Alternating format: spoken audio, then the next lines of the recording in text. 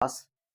दोस्तों, आज आकाश नाम का एक लड़का जो कि 3 साल पहले बहुत ही अच्छा था, लेकिन आज वो बिल्कुल अपाहिज हो चुका है और अपाहिज की जो 2 पहिया वाहन होता है, उस पे बैठकर अपने हाथों से उस पहिए को चलाता है और थोड़ा-सा आगे निकल कर के जो लोगों की भीड़ खड़ी है, उन सभी लोगों के पास जाता है और स्टेशन से सभी लोग उसको कुछ न कुछ दे ही देते हैं। कोई ₹2 दे रहा है, कोई ₹5 दे रहा है, कोई ₹10 दे रहा है और कोई कुछ उसे खाने की सामग्री ही दे रहा है। दोस्तों, इन सारी चीज़ों को वो लेता एक झोले में डालता चला जा रहा है और अपने पहिए को और डुलाता है और आगे बढ़ता है, तो बेंच पर एक लेडीज़ बैठी है और वह उसके सामने भी जाता है और कहता है कि बहन कुछ दे दो, मैं कई दिन से कुछ खाया पिया नहीं हूँ। दोस्तों, जब वह औरत उसकी तरफ मुँह करती है, तो वह देख कर के दंग रह जाता है और उसके सारे शब्द गले के अंदर ही घुट करके रह जाते हैं। दोस्तों, वह लड़की कोई और नहीं थी, बल्कि आकाश की ही पत्नी थी, जो 3 साल पहले आकाश को छोड़ कर के अपने मायके चली गई थी। दोस्तों, उसकी पत्नी भी आकाश को पहचान जाती है और कहने लगती है कि आकाश, ये क्या हालत बना रखी है? 3 साल पहले तो तुम कितने अच्छे थे और आज ये तुम्हारे पैरों को क्या हो गया है? आकाश कुछ बोलता नहीं है, सिर्फ आँसू ही उसके सारे शब्द बयाँ कर देते हैं। दोस्तों, उसकी जो पत्नी थी, उसका नाम रेखा था और रेखा कहने लगती है कि आकाश, ये क्या हो गया है? मुझे कुछ बताओगे भी? आकाश फफक-फफक कर रोने लगता है और उसके आँसू इस तरीके से बहने लगते हैं, मानो जैसे कोई गंगा का पानी ही निकल कर के एक खेत में जा रहा हो। नमस्कार दोस्तों, मैं हूँ शिव भगवान, स्वागत करता हूँ एक और नई कहानी में। दोस्तों, आज की कहानी आपको रोने पर मजबूर कर देगी। एक पति-पत्नी की अजीब दास्तान आपके बीच में लेकर आया हूँ, बिल्कुल सच्ची कहानी लेकर आया हूँ। अगर वीडियो अच्छा लगे, तो वीडियो को लाइक करके चैनल को ज़रूर सब्सक्राइब कर लीजिएगा, जिससे मेरा हर वीडियो आप तक पहुँचे और मेरा हौसला और मेरा काफ़िला बढ़ता रहे और मैं आप तक बढ़िया से बढ़िया कहानियाँ लेकर के आता रहूँ। दोस्तों, कहानी की शुरुआत होती है, एक 3 लोगों का परिवार है, माँ, पिताजी और उसका एक बेटा जिसका नाम आकाश है। दोस्तों, आकाश की उम्र अब लगभग 21 साल हो चुकी है और उसकी माँ यही सोच रही है कि मैं घर पे अकेली ही सारा काम करती हूँ। अगर आकाश की शादी हो जाती है, अगर आकाश की पत्नी आ जाती है, तो हम बहू और मैं दोनों लोग मिल कर के सारा काम निपटा देंगे। और अकेले काम करने में मैं थक भी जाती हूँ, तो बहू आ जाएगी, तो मेरे काम में हाथ बटाएगी और सारे काम आसानी से हो जाएँगे। दोस्तों, इसी सोच और इसी खुशी और इसी उल्लास के साथ आकाश की माँ अपने रिश्तेदारों से बात करती है कि अब आकाश बड़ा हो गया है, इसकी शादी करनी है, कहीं रिश्ता हो तो बताना। जो भी कोई इसे रिश्ता बताता है, तो दोस्तों आकाश के पास जब लोग आते हैं और उसकी माँ से आकाश के बारे में पूछते थे, तो उसकी माँ सब कुछ साफ-साफ बताती थी कि आकाश 8वीं तक पढ़ा है, आकाश मज़दूरी करता है और घर को किसी तरीके से चलाता है।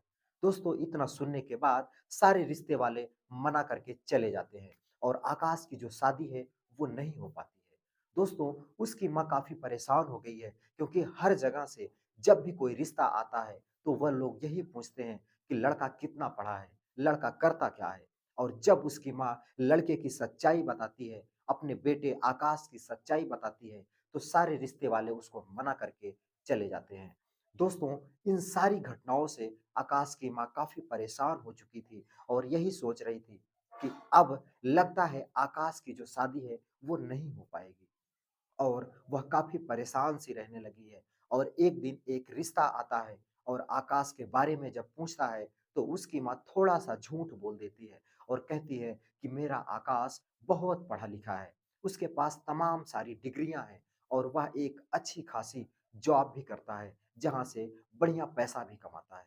दोस्तों, रिश्ते वाले बात मान लेते हैं और उसके साथ अपनी लड़की की शादी कर देते हैं, जिसका नाम रेखा होता है। रेखा जब आकाश के घर आती है, तो पहले तो रेखा को पता ही नहीं चलता और रेखा नई-नई थी इसलिए ज़्यादा कुछ वह पूछ भी नहीं पाती थी। लेकिन धीरे-धीरे जब 2 से 3 महीना बीतता है, तो रेखा को आकाश की सारी सच्चाई पता चल जाती है और वह आकाश से नज़रें मिलाना बंद कर देती है। आकाश से बात भी ठीक से नहीं करती है और आकाश से खफ़ा होना शुरू कर देती है। उसकी माँ से भी ठीक से बात नहीं करती थी। उसके पिताजी को भी ठीक से खाना-पानी नहीं देती थी और आकाश जब अपनी पत्नी की ये रवैया देखता है, तो एक दिन उससे पूछ ही लेता है कि रेखा बात क्या है? पहले तो तुम बहुत अच्छी थी, अब तुम बिल्कुल मेरी परवाह नहीं करती हो, बिल्कुल मेरे माँ-बाप की परवाह नहीं करती हो। आखिर बात क्या है? तुम सच्चाई नहीं बताओगी, तो तुम्हारी परेशानी कैसे दूर हो पाएगी? रेखा तुरंत मौका की तलाश में थी और जैसे ही उसको मौका मिलता है, वह आकाश से पूछने लगती है कि आकाश, तुम्हारी माँ तो कहती थी कि तुम्हारे पास तमाम सारी डिग्रियाँ हैं और तुम एक अच्छी खासी जॉब भी करते हो। लेकिन जब तुम जॉब करते हो, तो उन सारे पैसों को क्या करते हो? और तुम्हारे पास जो डिग्रियाँ हैं, उन सब के सर्टिफ़िकेट तो तुम्हारे पास होंगे ही। लाओ, मैं देखना चाहती हूँ कि तुमने कौन-कौन सी डिग्री हासिल कर रखी है। दोस्तों, आकाश इतना सुनता है तो हँसने लगता है और कहने लगता है कि रेखा, असल में ऐसा कुछ नहीं है, मेरी शादी नहीं हो रही थी। इसलिए माँ ने तुम्हारे घरवालों से झूठ बोला था कि मेरे पास बहुत सारी डिग्रियाँ हैं और वह अपनी सारी सच्चाई बता देता है कि कैसे वह केवल 8वीं पढ़ा हुआ है और वह एक मेहनत मज़दूरी का काम करता है और उसी से उसके घर का जो भरण-पोषण है, वो हो रहा है। दोस्तों, रेखा इतना सुनने के बाद उसे गुस्सा हो जाती है और ज़ोर-ज़ोर से चिल्लाने लगती है कि तुम्हारी माँ हमारे साथ बहुत बड़ा छलावा किया है, हमारे साथ बहुत बड़ा धोखा किया है। अगर मुझे पता होता कि तुम 8वीं पास हो और मेहनत मज़दूरी करके ही घर चलाते हो, तो मैं तुमसे शादी भी नहीं करती। आकाश कहता है कि पुरानी बातों को भूल जाओ, जो होना था वो हो चुका है, अब इसमें कुछ नहीं हो सकता। फिर भी मैं पूरी कोशिश तो करता हूँ कि आपको, माँ को, पिताजी को, सारे लोगों को खुश रखने की। अब आगे से मेरी जो नौकरी में कुछ पैसे और बढ़ जाएँगे, मैं पार्ट टाइम काम करना शुरू कर दिया हूँ। अब सारी ज़िम्मेदारियाँ मैं उठाने के लिए तैयार हूँ और तुम्हारी हर एक ज़रूरतों को पूरा करूँगा। लेकिन रेखा कहती है कि बस बहुत हो गया। अब मेरी ज़रूरतों को पूरा करने के तुम बिल्कुल भी सोच में मत रहो, क्योंकि मैं जब यहाँ रहूँगी तब तो मेरी ज़रूरतें तुम पूरी करोगे। और रेखा इतना कहने के बाद अपने बैग को पैक करने लगती है। हालाँकि आकाश उसे बहुत मनाता है और कहता है कि रेखा, ये सब ठीक नहीं है। आखिर हमारी शादी हुई है, हम लोग 7 फेरे लिए हैं और हम लोगों ने 7 वचन में बंधे हुए हैं। ऐसे तुम मुझे छोड़ कर के नहीं जा सकती। लेकिन रेखा उसकी एक नहीं सुनती है और अपने बैग को पैक करती है और अपने घरवालों को फ़ोन करती है और अपने भाई को बुला लेती है। और कहती है कि भाई, मेरे साथ बहुत बड़ा धोखा हुआ है। तुम आओ और मैं अब यहाँ एक पल भी नहीं रहना चाहती। उसका भाई आ जाता है और वह उसके साथ अपने बैग को लेकर के जाने के लिए बिल्कुल तैयार हो जाती है। तभी आकाश जाता है और उसके सामने अपने दोनों हाथ जोड़ करके खड़ा हो जाता है और उसके आज आँखों में आँसू हैं और उन आँसुओं को लेकर के रेखा को मनाने की कोशिश कर रहा है, जो कि सिर्फ़ एक कोशिश ही होती है। हालाँकि रेखा के ऊपर उस कोशिश की, उसके विनम्रता की, उसके गुहार की कोई भी जगह नहीं थी और रेखा उसे अनसुना, अनदेखा करके दरवाजे से बाहर निकल जाती है और अपने भाई के साथ अपने मायके चली जाती है। दोस्तों, आकाश के साथ यह बहुत बड़ी घटना हो गई। उसकी माँ, उसके पिताजी, आकाश तीनों रोने लगते हैं और उसकी पत्नी उसके घर से अपने भाई के साथ चली जाती है। दोस्तों, अब आकाश गुमसुम सा रहने लगा है। ना तो किसी से बात करता है और ना ही ठीक से खाना खाता है और ना ही ठीक से काम करने जाता है। बिल्कुल सबसे मिलना-जुलना बंद कर दिया है और बिल्कुल अपनी ही पत्नी रेखा की याद में डूबा रहता है। दोस्तों, वो टाइम भी बहुत ही जल्द आ गया कि 2 से 3 महीनों के बीच में उसकी माँ काफ़ी बीमार हो जाती है और आकाश उसकी काफ़ी दवा कराता है, बहुत सारा इलाज कराता है, लेकिन उसकी माँ नहीं बचती और इस दुनिया से प्यारी हो जाती है। दोस्तों, इतना उसके पास जब हुआ तो आकाश टूट जाता है और टूट करके रह जाता है। दोस्तों उधर रेखा अपने मायके जाती है और अपने घर वालों से बात करती है कि माँ मुझे उस घर में नहीं रहना है और मेरी शादी कर दो। दोस्तों उसकी जो माँ है, उसके जो पिताजी हैं, एक लड़के को देख करके उसकी दूसरी शादी कर देते हैं। रेखा अपने दूसरे पति के घर जाती है, लेकिन कहते नहीं हैं कि ईश्वर को जो मंजूर होता है, वही होता है। उसका दूसरा पति काफ़ी ज़्यादा शराबी था, काफ़ी ज़्यादा नशेड़ी था और जुआ भी खेलता था और रात को जब शराब पीकर आता तो अपनी पत्नी यानी रेखा को खूब भला-बुरा कहता, गाली भी देता और अगर रेखा कुछ बोलती तो उसे पीटना भी शुरू कर देता। अब तक वह लगभग 2 सालों में उसे कई बार पीट चुका है।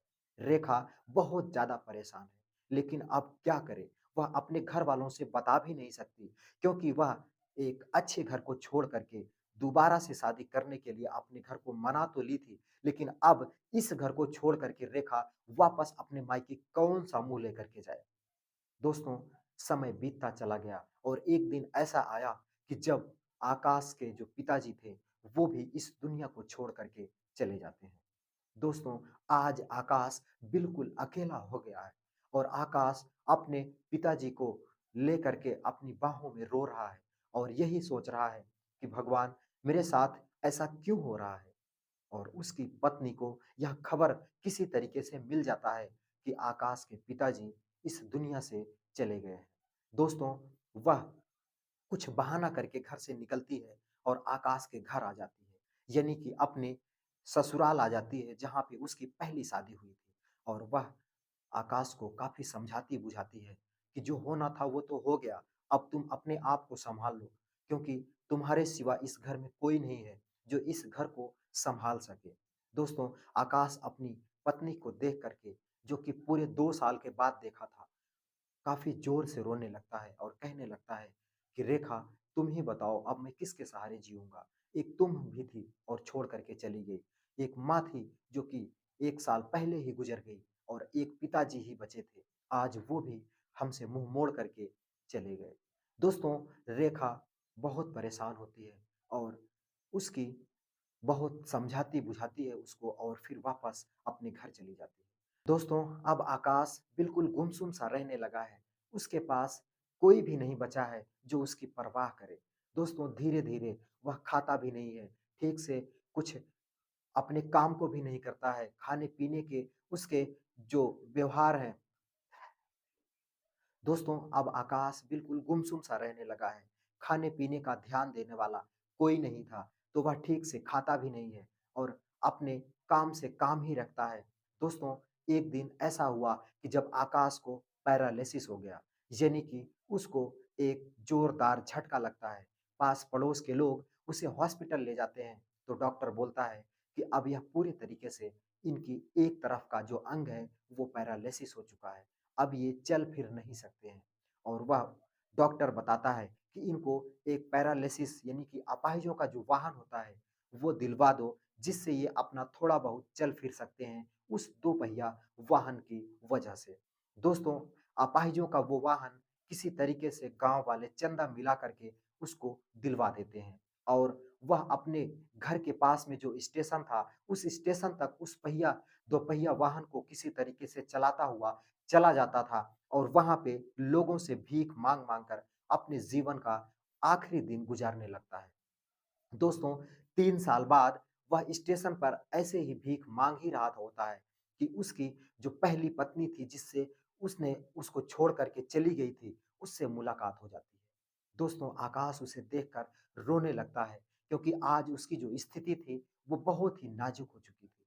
दोस्तों, उसकी पत्नी भी उसे देखती है तो बहुत भावुक हो जाती है और भावुक होने के बाद वह उससे उसके बारे में पूछने लगती है कि ये कैसे हो गया? तो आकाश सारी घटना बताता है कि ऐसे ही एक दिन मुझे ज़ोरदार का झटका लगा जिसकी वजह से ये सारी चीज़ें हो गई। दोस्तों, उसकी पत्नी भी बहुत परेशान थी क्योंकि उसका जो पति था, वो उसे ठीक से नहीं रखता था। उसकी कोई परवाह नहीं करता था और शराब पी कर के आता था, तो उसको पीटता भी था और काफ़ी ज़्यादा गाली-गलौज भी देता था। दोस्तों, रेखा उसे देखती है तो बहुत ही परेशान हो जाती है और कहती है कि कुछ नहीं, आपको मैं चलाऊँगी, फिराऊँगी और उसे उसके दुख में अब रेखा ही सहारा बची थी। हालाँकि घंटों बात करने के बाद रेखा कहती है कि अब मैं घर जाना चाहती हूँ क्योंकि मेरे घर जाने का टाइम हो गया है। आकाश जाने तो नहीं देना चाह रहा था, लेकिन क्या कर सकता है? और रेखा अपने घर चली जाती है। अब ये रोज़ का सिलसिला हो गया था। रेखा उस स्टेशन पे समय निकाल कर के किसी तरीके से आ जाती और जब तक ट्रेन नहीं आती, वह उससे घंटों बातें करती और अब दोनों का जो प्यार था वो धीरे-धीरे बढ़ने लगा था, पहले जैसा होने लगा था और धीरे-धीरे आकाश के जो पाँव में थी, वो धीरे-धीरे जान भी आना शुरू हो गई थी। क्योंकि रेखा जब आती तो उसको चलने की प्रैक्टिस करवाती, उस दोपहिया वाहन से, अपाहिज के वाहन से उठाती और उसको अपने कंधे पर कंधा रखकर उसको चलवाना सिखाती। धीरे-धीरे आकाश कुछ न कुछ तो चलने ही लगा था, लेकिन अभी भी वह बिना किसी सहारे के ज़मीन पर गिर पड़ता है।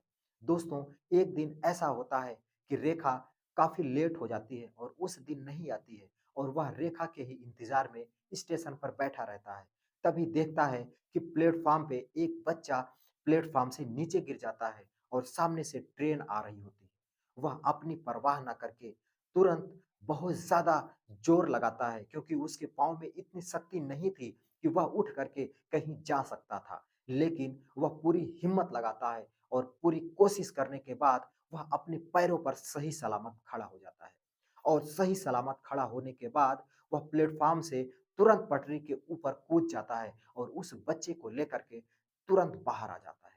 जैसे ही वह बाहर आता है, ट्रेन जोरदार रफ्तार से आगे निकल जाती है और वह जो बच्चा था, वो किसी और का नहीं था, बल्कि उसी स्टेशन मास्टर की बीवी का बच्चा था।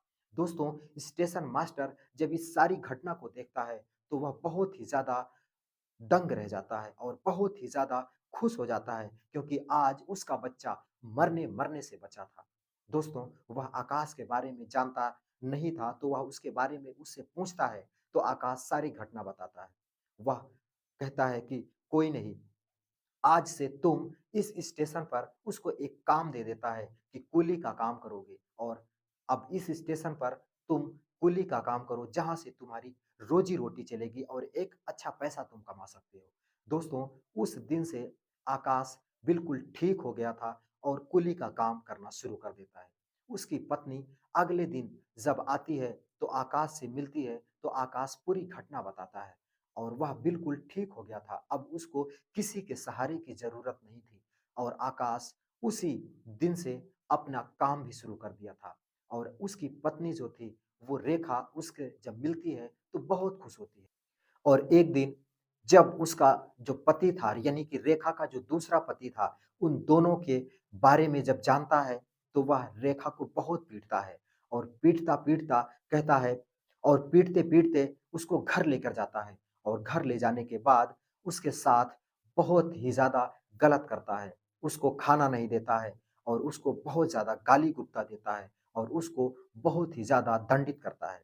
दोस्तों, 3 हफ्ते हो गए हैं, रेखा उसके पास नहीं आई है और आकाश उसी के इंतज़ार में बिल्कुल रोज़ बैठा रहता है और उसकी आस लगाए रहता है कि रेखा आएगी और मुझसे घंटों बातें करेगी।